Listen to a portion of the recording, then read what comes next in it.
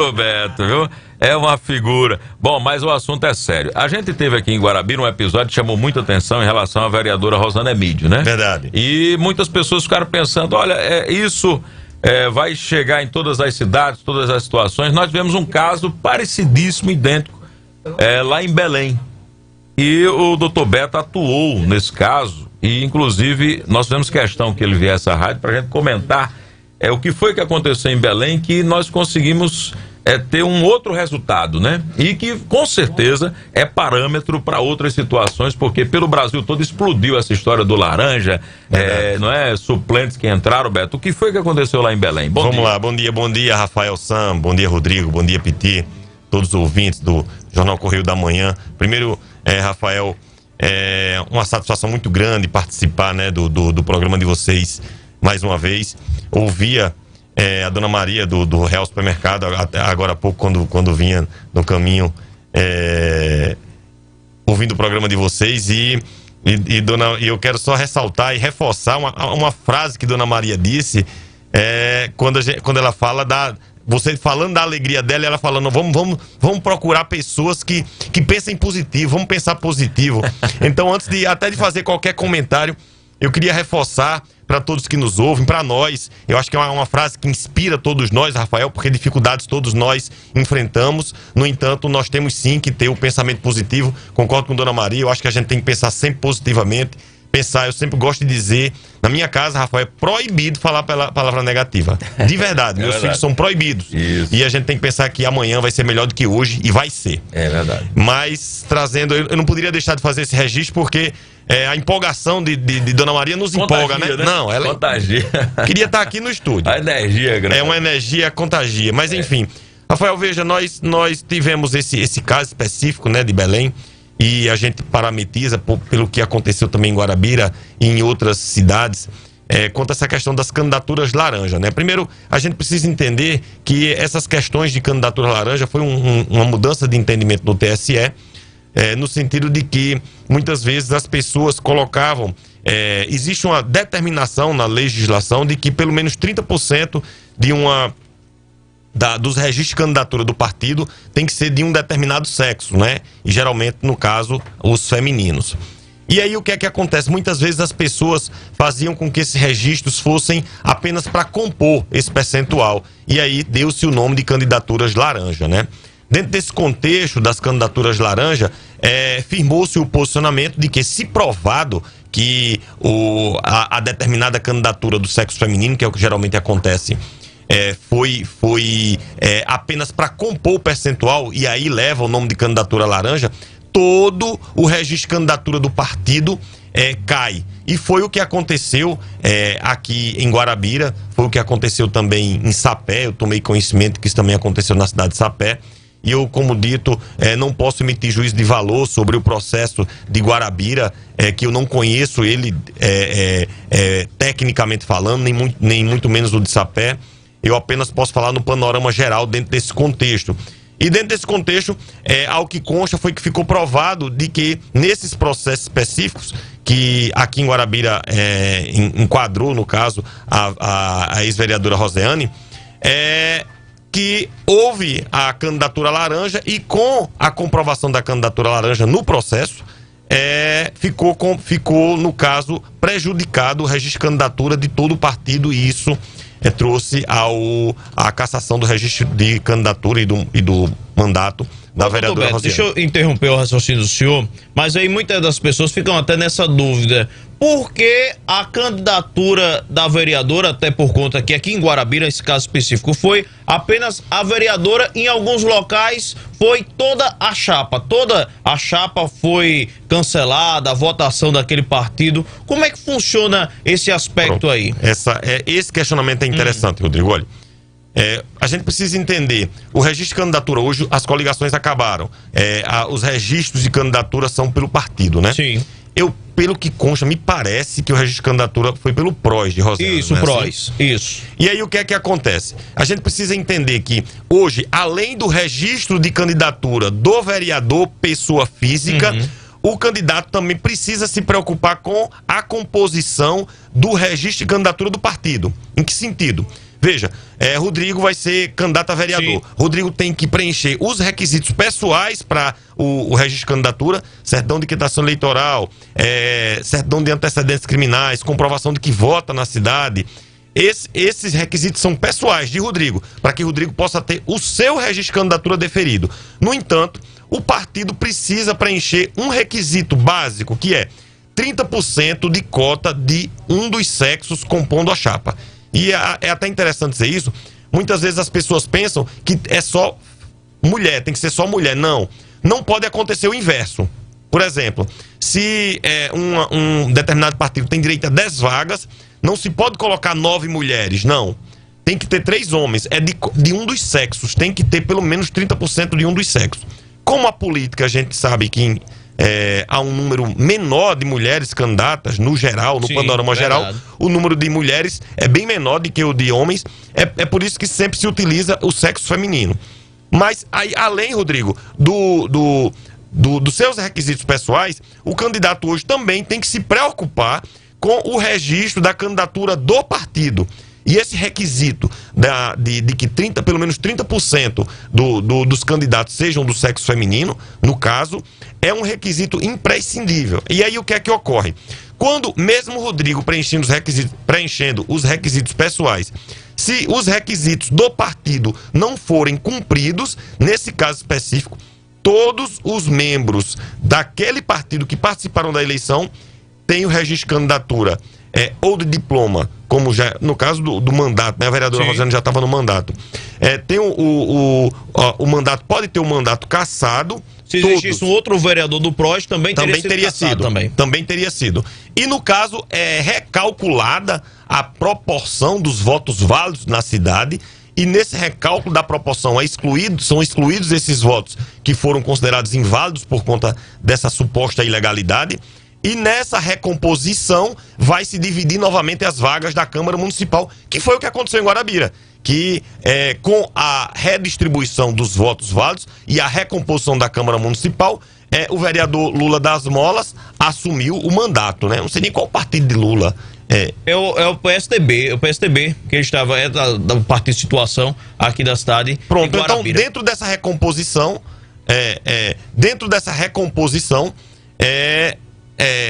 feito um novo cálculo, e dentro desse novo cálculo da divisão das vagas da Câmara Municipal, pode acontecer como aconteceu em Guarabira. Aí a gente trazendo lá para o nosso caso, né, de Belém, que foi o caso do Democratas, né, do Partido Democratas em Belém.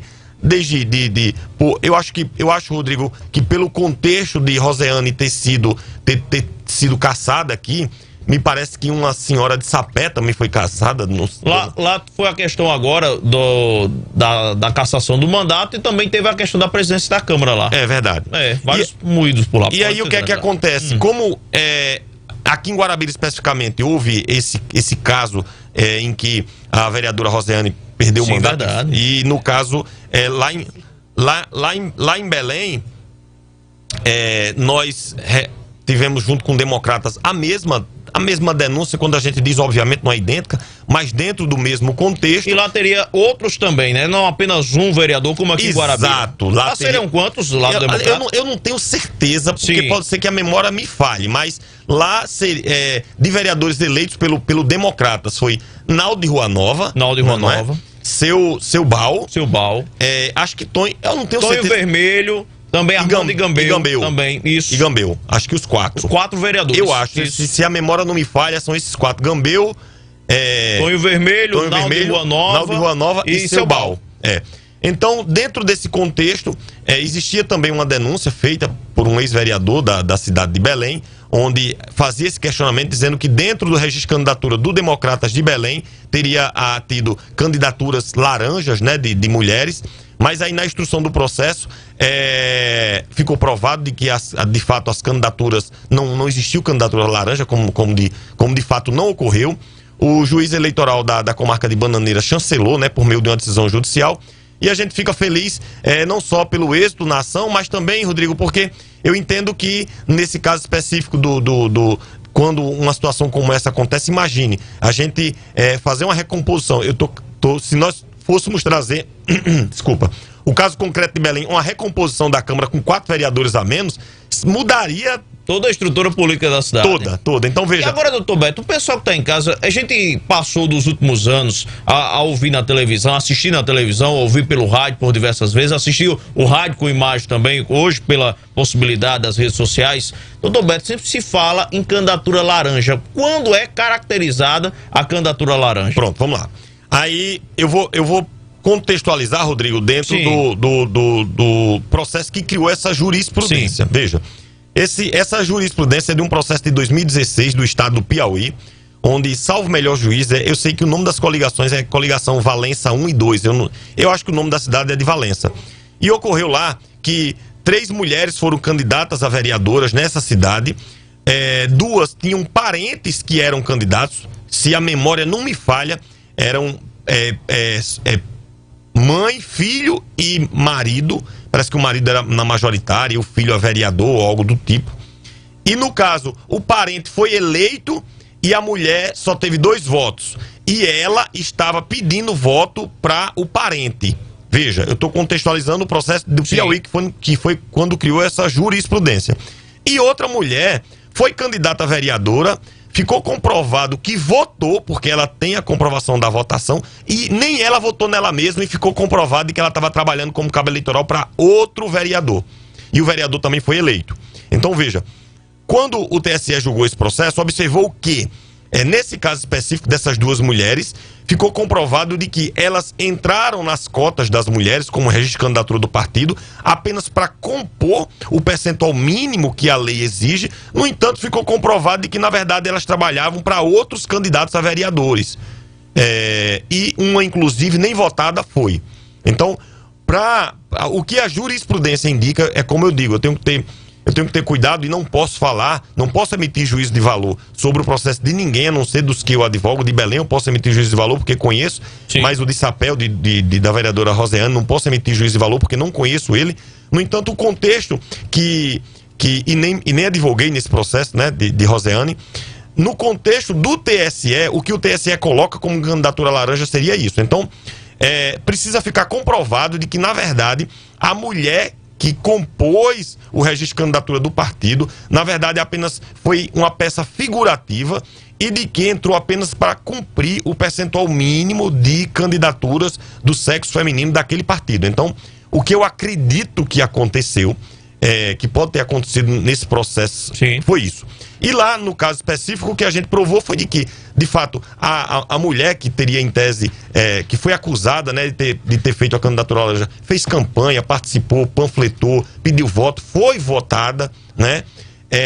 E dentro de todo o contexto da instrução processual, as mulheres que foram acusadas de participar, de ter feito essa candidatura laranja, comprovaram de que, de fato, participaram do pleito eleitoral e que não havia em nenhuma hipótese candidatura laranja. Então, só para você contextualizar e responder, sim, o que tem que ficar provado nesse contexto das candidaturas laranja é de que, de fato, a mulher não entrou como peça figurativa na eleição, mas que efetivamente ela participou da eleição, Piti, ela distribuiu panfleto, ela pediu votos, ela trabalhou na campanha. A gente sabe que, infelizmente, a votação inexpressiva não expressa o esforço que a pessoa teve no pleito eleitoral, porque a gente conhece, sobretudo em cidades pequenas, às vezes as pessoas se esforçam muito, mas a votação é inexpressiva. Isso pode acontecer. Então, o fato apenas, por si só, a votação inexpressiva não significa ou configura a candidatura laranja. Ela tem que ser observada dentro de um contexto geral, onde fique provado de que aquela candidatura era apenas uma peça figurativa para compor o percentual mínimo do número de mulheres na chapa do registro de candidatura do partido. Doutor Beto, já aconteceu em alguns casos aqui na região de pessoas que na semana final, na reta final da campanha, desistiram, até mulheres que desistiram de sua candidatura, então não teve uma votação, mas mesmo assim não foi cassada a chapa, não houve aí a cassação de perca até de mandato de vereadores aqui na nossa região. Pessoas que desistiram, não tiveram uma votação expressiva, até zeraram lá na votação. Os vereadores podem até recorrer, um suplente pode recorrer dessa situação? Veja, Rodrigo, eu acho que essa sua colocação é interessante. nós precisamos entender que cada processo tem um contexto. Sim. Muitas vezes, a gente sabe, nós que vivemos a política profissional, quando eu digo porque eu milito nessa área há muito tempo, desde quando fui vereador em Cuitagi, né? Há muito tempo atrás, em, sei lá, 99, eu Porque acho. o senhor começou cedo. Foi, comecei cedo. Começou Comecei aos cedo. 18. Não, comecei aos, Pronto, comecei olha aí. aos 18. Aos 18 anos. a 19 anos fui eleito vereador em Cuitagi, com 19 anos de idade. 19, 20 anos. E desde lá, nunca larguei a política, quando eu digo não como político, que só fui uma vez vereador, mas nesse contexto de assessoria, enfim, de trabalhar. E a gente sabe que no mundo real isso acontece. Nós já vimos pessoas desistirem do registro de candidatura na quinta, na sexta, no sábado. Então, veja, a gente precisa entender que processo não é receita de bolo. O processo a gente tem que observar e estudar o contexto, a instrução de qualquer processo. Tem que observar. É por isso que muitas vezes as mesmas situações têm penas distintas, Piti. Porque às vezes tem uma nuance que o grande público não sabe e também não tem obrigação de saber, mas nós que vivemos e trabalhamos no processo sabemos as nuances e as questões específicas que podem levar àquela determinada situação. Aí nesse contexto seu, se comprovar, aí é um juízo de valor meu. Sim. E a gente está conjecturando dentro de um caso que você nos traz como se suposto concreto caso, fosse. isso. Como se concreto fosse. Se ficar provado de que a mulher que desistiu da candidatura na sexta-feira desistiu apenas por falta de estímulo, quando eu digo que viu que realmente não dava, viu? Porque eu sinceramente, eu acho que dá para saber mais ou menos no final de semana da eleição o panorama da votação. Viu que não dava para chegar, deu uma desistida do registro de candidatura na sexta-feira porque viu que não dava para chegar, porque se sentiu desestimulada por alguma circunstância específica.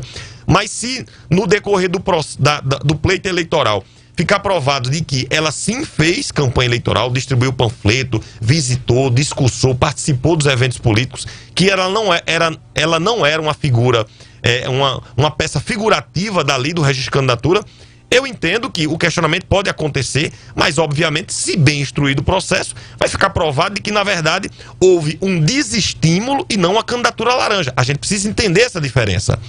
A votação inexpressiva, o desestímulo numa eleição, não significa fatalmente uma candidatura laranja. A candidatura laranja tem que ter todo um contexto probatório que prove que aquela mulher, que é geralmente o que acontece, entrou ali no registro de candidatura apenas para preencher o percentual mínimo que a lei exige e que estava trabalhando para outra pessoa, que estava pedindo voto para outra pessoa. Porque, veja, Rodrigo, vamos ser muito franco, né? É inverossímil que Piti seja candidato a vereador no papel e esteja pedindo voto para Rodrigo.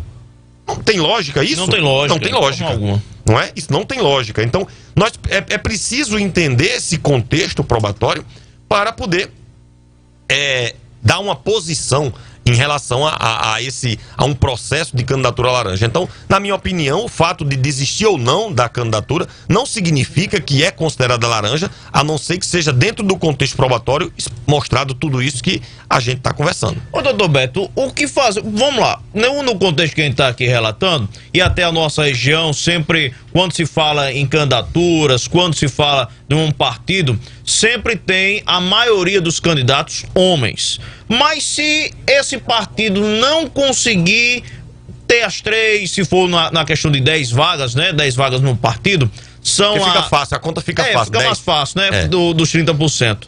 Se não conseguir as 3 mulheres, o partido, ele consegue de uma forma de buscar perante a justiça, conseguir registrar as candidaturas e até mesmo disputar a eleição? Infelizmente não. Vamos lá, essa pergunta é interessante, né? Mas porque hoje em dia as mulheres, doutor Beto, tem muitas das mulheres, hoje o lugar da mulher é em todo lugar, na política principalmente, mas aí tem mulheres que não se sentem estimuladas a estarem passando o processo eleitoral. Isso no mundo real, sobretudo nas pequenas cidades, aí, Rafael, nós que trabalhamos em pequenas cidades e em cidades que não são tão pequenas, nas pequenas cidades na verdade é pior, veja, isso foi um modo que a lei tenta estimular a participação feminina na política. Há um período anterior, porque hoje, Rodrigo, quando a gente vai fazer o registro de candidatura de um partido, como eu estou dizendo, a gente tem que apresentar as condições pessoais do candidato e apresentar as exigências legais do partido, da chapa. Obrigatoriamente hoje nós temos que apresentar o percentual mínimo dos 30% de mulheres. No caso, a gente está usando 10 candidatos como exemplo. As 3 mulheres têm que constar no registro de candidatura. Em outro momento, a jurisprudência até aceitava que, tipo, não preencheu, pode deixar em aberto. Antes era aceito isso. Mesmo que não fosse preenchidas as vagas, se as vagas ficassem abertas,